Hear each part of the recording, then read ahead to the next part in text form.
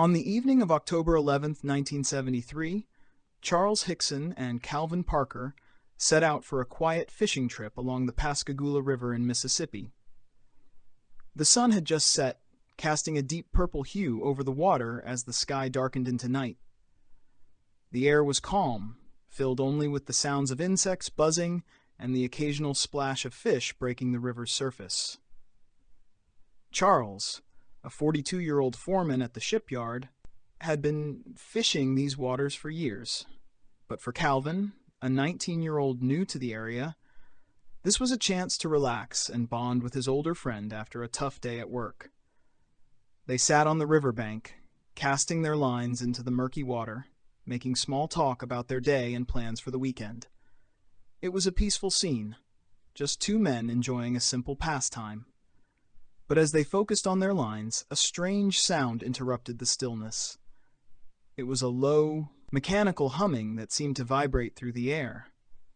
Calvin glanced around, trying to pinpoint the source, when he noticed a faint blue light glowing above the water, growing brighter by the second.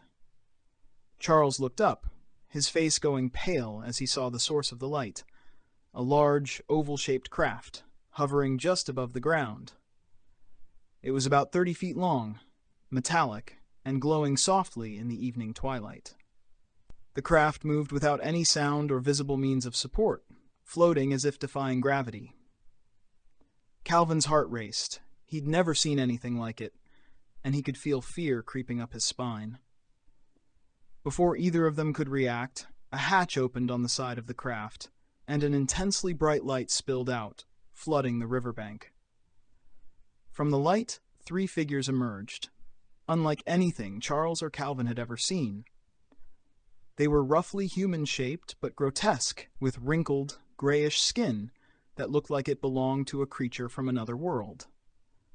Their heads were shaped like bullets, smooth and elongated, with only tiny slits where eyes and mouths should have been. Instead of hands, they had long, claw-like appendages that looked more like mechanical pincers. Calvin's breath caught in his throat. He tried to move, to run, but his body felt like it was made of lead.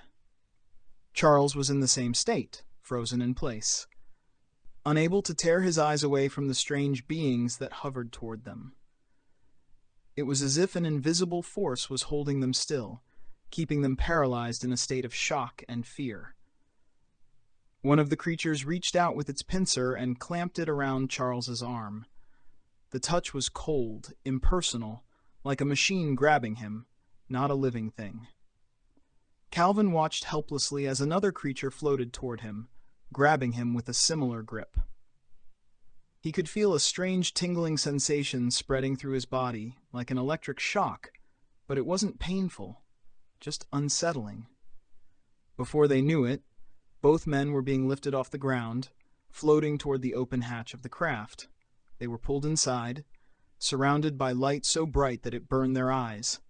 The interior was stark, metallic, and sterile, with walls that emitted a soft, pulsing glow. It was like nothing they had ever seen. No visible controls, no seams, just smooth, featureless surfaces. The air was thick and had a faint chemical odor, something that stung their noses and made breathing feel heavy and difficult. Charles was placed on a flat metallic table, his body still numb and unresponsive. Calvin found himself on a similar table beside him, both men helpless and unable to move. A soft humming noise filled the room, rhythmic and disorienting, making it hard to focus. One of the creatures hovered over Calvin, tilting its head in a curious, almost clinical manner. He could feel a sensation as though his thoughts were being probed, like the creature was reading his mind, sifting through his memories. A long, needle-like device descended from the ceiling, moving toward Calvin's chest. He braced himself for pain, but instead he felt only a strange warmth spreading through his torso, like a deep internal scan. Lights flashed and pulsed around him, and he felt himself drifting in and out of consciousness, overwhelmed by the bizarre sensations. Charles watched with wide eyes as a different creature examined him, running a small rectangular device over his body.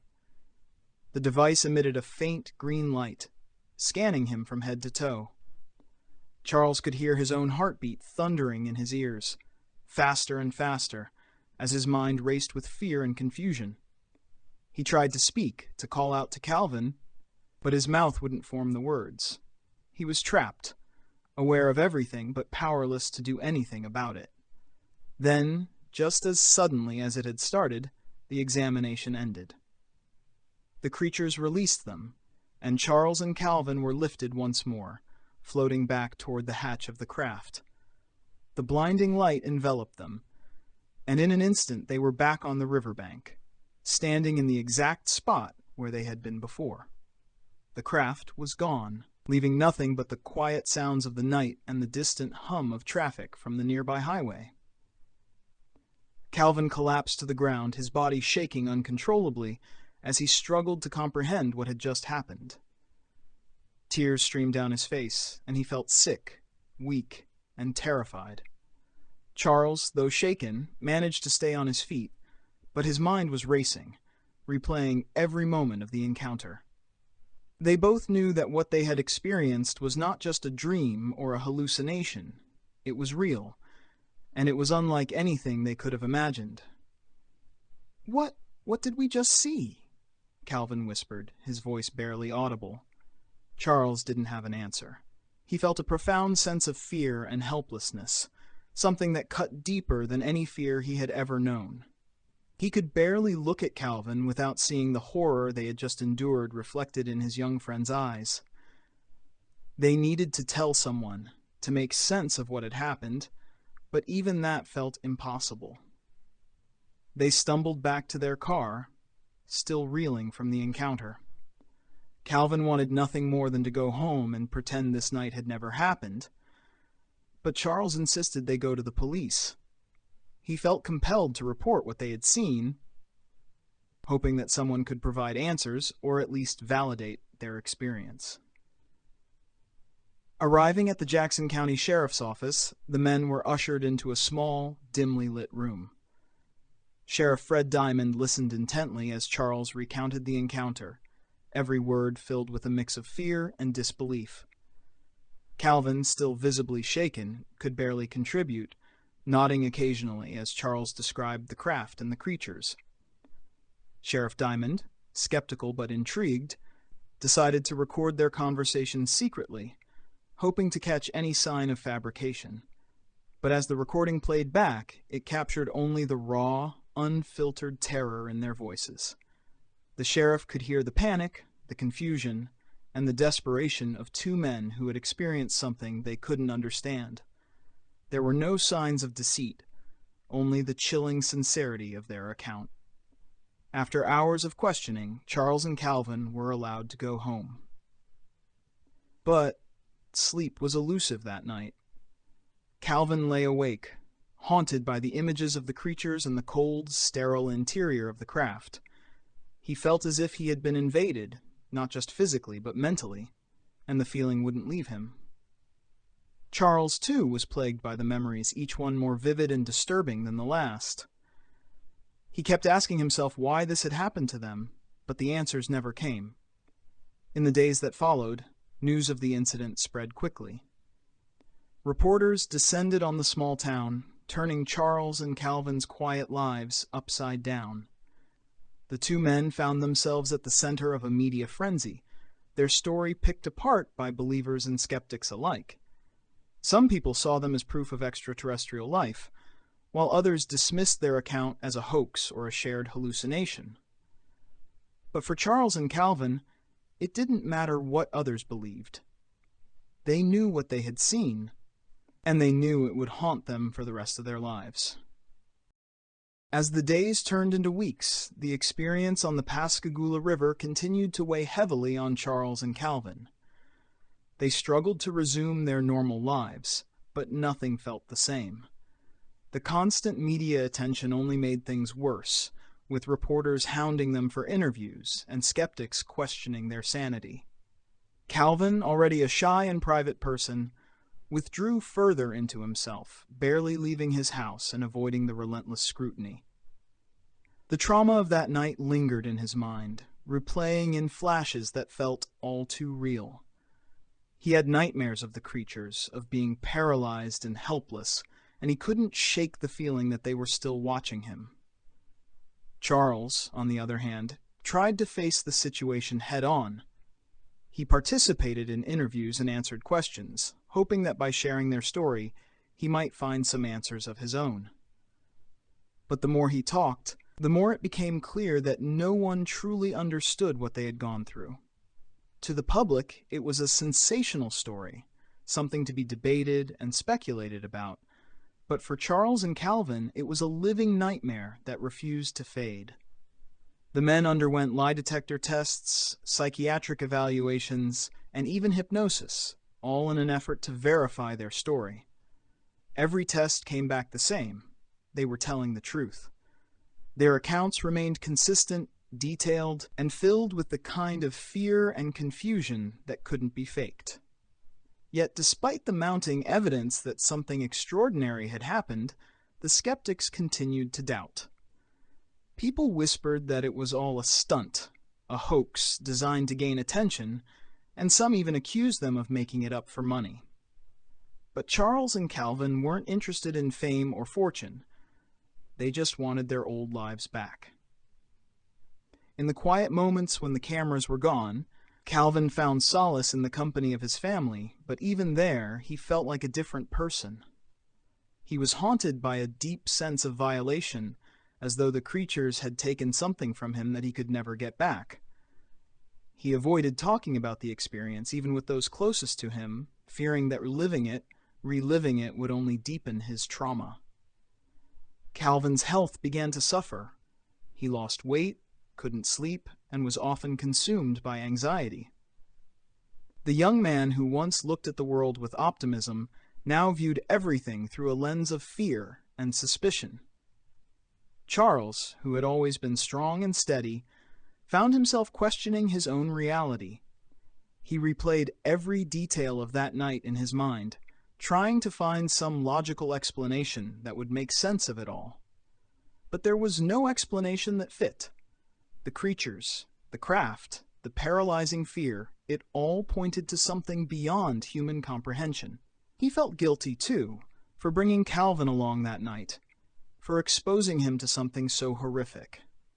The bond between them had been forged in fear, and though they didn't talk about it much, they both knew they shared a connection that no one else could truly understand. One evening, a few weeks after the encounter, Charles decided to revisit the riverbank where it had all happened. He needed to see the place again, to confront whatever remnants of that night still lingered there. Calvin reluctantly agreed to join him, driven by the same need for closure. The drive to the river was silent, each man lost in his own thoughts. When they arrived, the familiar landscape was unchanged. It was just a quiet, unremarkable spot along the Pascagoula River. But for Charles and Calvin, it was the site of their deepest fears. They stood by the water, looking out at the spot where the craft had hovered. The river was calm, reflecting the soft glow of the moon above, and for a moment it almost seemed peaceful. But Calvin couldn't relax. He kept glancing around, half expecting the craft to reappear, the creatures to emerge once more. Charles tried to reassure him, but the truth was, he felt the same unease. The night felt different now, tinged with the possibility of the unknown. "I just want to know why," Calvin finally said, breaking the silence. His voice was strained, heavy with the weight of everything they had been through. "Why us? Why did they pick us?" Charles sighed, looking down at the ground. He had asked himself that question countless times, and he still didn't have an answer. "I don't know, Calvin. I wish I did. But whatever it was, it's not something we could have stopped." Calvin nodded, but the answer offered little comfort. He still felt like a part of him was missing, like he had left something behind on that craft that night. They lingered for a while longer, then finally turned to leave, hoping that by returning to the river, they might find some sense of peace. But the answers they sought were elusive, and the unease that gripped them didn't fade. As the months went by, the media attention eventually waned, and life in Pascagoula returned to its usual rhythm. But for Charles and Calvin, normalcy remained out of reach. They carried the weight of that night with them, an invisible burden that set them apart from everyone else. Calvin eventually moved away, seeking a fresh start somewhere where the memories of the encounter wouldn't haunt him every day. Charles stayed in Pascagoula, continuing to share his story with those who would listen, hoping that someday someone would come forward with an experience that matched his own, proving once and for all that they weren't alone in what they had seen. Over the years, the Pascagoula Abduction became a well-known case in the world of UFO lore, sparking debates and discussions among believers and skeptics alike. It was cited as one of the most credible alien abduction accounts, not just for the men's unwavering testimony, but also because of the overwhelming sincerity with which they described their encounter. Calvin and Charles would both spend the rest of their lives seeking answers to the questions that haunted them. They participated in interviews, spoke at conferences, and even revisited the river together many years later, hoping to find some closure. But the truth remained just out of reach. Whatever had happened to them that night in 1973 was something beyond human understanding, a glimpse into a world that defied logic and reason. For Charles and Calvin, the encounter was more than just a terrifying event. It was a defining moment that changed them forever. They had faced the unknown and come back with scars that would never fully heal. In the end, the Pascagoula Abduction was not just a story about a strange encounter. It was a story about two ordinary men who found themselves caught in something extraordinary, forced to confront the deepest mysteries of the universe and live with the unanswerable question, why us?